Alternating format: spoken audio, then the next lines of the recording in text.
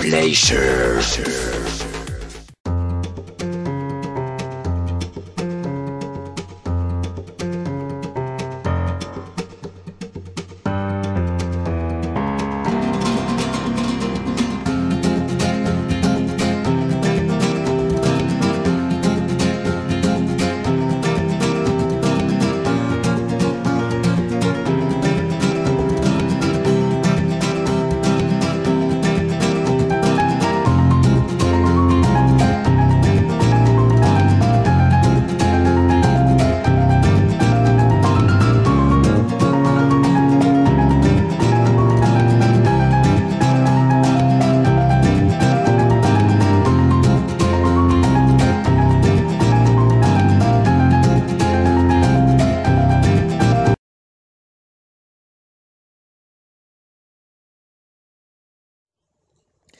Bonjour, bonjour. Suite à l'importance de l'agriculture biologique, dans cette vidéo, je vous parlerai de l'importance de l'engrais biologique.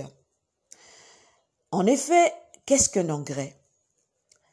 L'engrais est une substance organique ou minérale souvent utilisée en mélange, destinée à apporter aux plantes des compléments d'éléments nutritifs de façon à améliorer leur croissance et à augmenter le rendement et la qualité des cultures.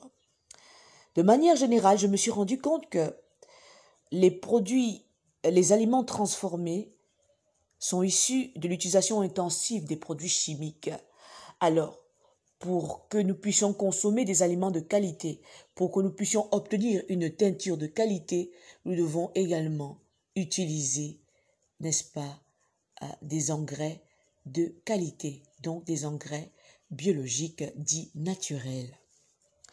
Alors, les engrais chimiques. Les engrais chimiques ou engrais minéraux qui sont le nœud, n'est-ce pas, de ma problématique, sont des fertilisants qui sont déversés sur les cultures. Le plus souvent par épandage, ils sont destinés à améliorer la quantité et la qualité des rendements agricoles, horticoles et sylvicoles et sont de plus en plus utilisés dans toutes les cultures. Alors, je vais vous brosser les différents engrais qui existent de manière générale avant d'entrer dans le cœur même du problème. Les engrais organiques, par définition naturelle, nourrissent le sol et maintiennent sa fertilité, mais n'améliorent pas ses caractéristiques. Ils se déclinent en une diversité de produits qui sont tous naturels par opposition aux produits de synthèse issus de l'industrie chimique. Parmi les engrais organiques, nous distinguons les engrais organiques solides et les engrais organiques liquides. Les engrais organiques en eux-mêmes sont tous naturels, c'est-à-dire qu'ils sont issus de matières issues des êtres vivants, animaux ou végétaux. Ils libèrent dans le sol principalement de l'azote, du phosphore et de la potasse en quantité variable, mais toujours mesurée de sorte que les plantes n'en subissent pas des effets trop rapides qui les empêcheraient de se développer normalement. Cependant, si les engrais organiques sont naturels, ils ne sont pas forcément biologiques, car les abattoirs, l'industrie de la pêche, les élevages, les cultures ou la mer n'ont pas nécessairement le label bio. En outre, naturel ne signifie pas non plus toujours que c'est respectueux de l'environnement. En parlant des engrais organiques solides, que j'ai évoqués tout à l'heure, les engrais organiques solides ont une action rapide de type coup de fouet, sans risque de brûlure ni de lessivage. Alors, parmi les engrais organiques solides, nous avons le sang séché, nous avons les fientes déshydratées, les poudres d'algues marines, la poudre d'os et farine d'arête, nous avons les tourteaux de ricin et la corne broyée.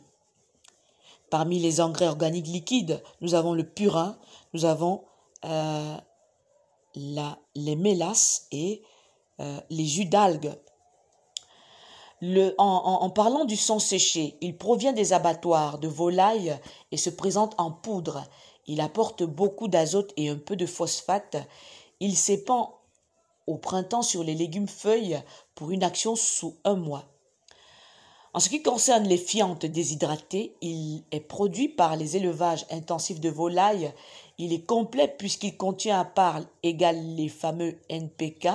Il convient à tous les légumes, s'épand au printemps pour une action assez rapide. En ce qui concerne la poudre d'algues marines, elle est issue de l'exploitation du Joémon et du Varech.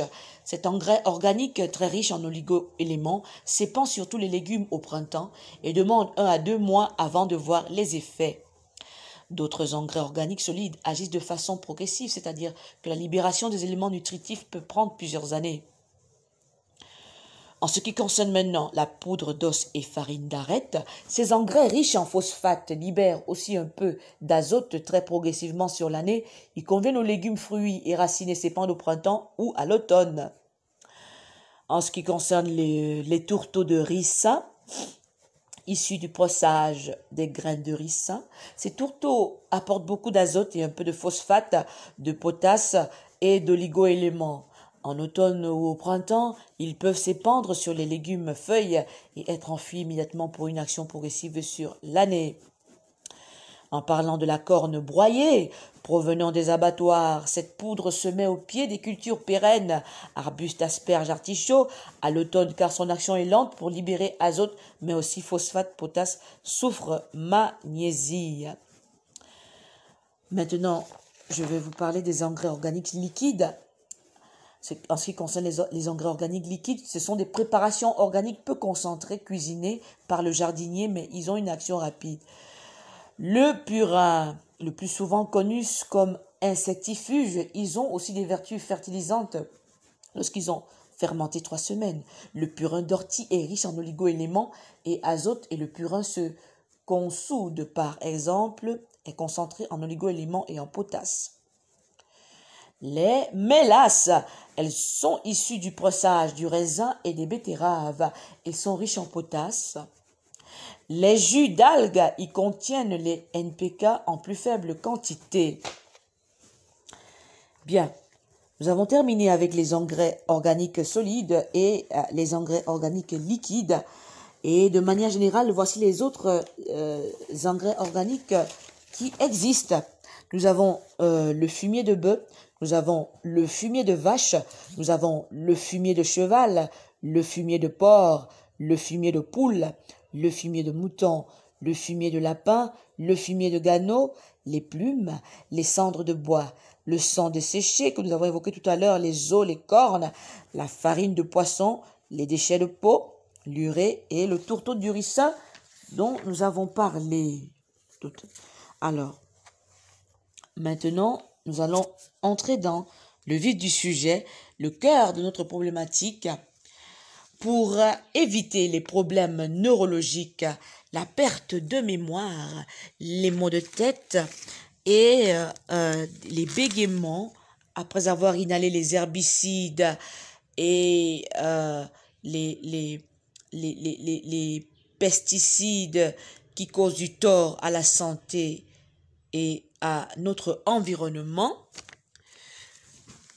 nous devons, n'est-ce pas, nous devons utiliser les engrais biologiques. Au travers de l'engrais biologique, nous découvrons des modes de culture écologiques et performantes. Au travers de l'engrais biologique, nous découvrons également leur composition 100% organique, leur effet, leur préconisation en agriculture biologique. Normalement, un engrais ou fertilisant dit bio ou un engrais ou fertilisant dit naturel, ce sont des synonymes et ils font référence à des engrais organiques dits 100% biologiques, c'est-à-dire que ce sont des engrais issus de matières vivantes, animales ou végétales. Les engrais naturels ou engrais biologiques se préparent soi-même ou s'achètent tout près dans le commerce en bouteille pour de l'engrais liquide, en sachet ou en pot pour de l'engrais en poudre, granulé ou en amendement et à décomposition lente pour une fertilisation lente de vos plantes et jardins. À titre d'exemple, le guano de chauve-souris se décompose sur 8 à 10 semaines de culture, ou des engrais granulés qui vont mettre jusqu'à 2 mois pour fertiliser vos plantes chéries. Cependant, les jardiniers, agriculteurs, cultivateurs, horticulteurs, growers, purement bio, ont tendance à nous faire confiance, ainsi qu'aux engrais qu'ils peuvent éventuellement préparer eux-mêmes en se prenant pour des alchimistes de la culture biologique. Les principaux engrais biologiques qui peuvent souvent être utilisés par ces jardiniers bio sont souvent de la cendre de bois, de l'engrais vert. Ils fabriquent leur compost fait maison avec des recettes de grand-mère. En ce qui concerne le compost est un engrais formé par le mélange fermenté de débris organiques avec des matières minérales. Nous avons également, parmi les principaux engrais biologiques, la fabrication de purins de plantes comme les purins d'ortie, les purins de consoude ainsi que les purins de fougères et des purins d'ail pratiques pour le traitement à long terme des cultures biologiques. Les purins sont des produits efficaces pour certaines luttes de maladies ou de pathogènes dans vos jardins ou sur vos plantes et restent des traitements 100% biologiques. Les jardiniers d'appartements, cultivateurs d'intérieur, terrasses ou balcons, cultivés en armoire de culture pour obtenir des récoltes 100% biologiques, en 365 jours par an, grâce aux nouvelles méthodes de jardinage en intérieur, vous permettront de réaliser des engrais 100% bio faits à la maison de vos propres mains. En ce qui concerne les engrais bio, vous pouvez vous référer à la librairie Errols. Et je m'en vais vous citer quelques brochures auxquelles vous pouvez vous référer en termes d'engrais biologiques. Le premier, c'est les engrais naturels de la maison de l'environnement de Sénart. Le deuxième, compost, engrais et traitements bio. Le troisième, des légumes en hiver. Le quatrième, le potager du paresseux. Et le cinquième, petite et grande histoire des légumes. Dans la prochaine vidéo, nous verrons comment fabriquer un engrais naturel et comment fabriquer également un pesticide naturel. Ciao!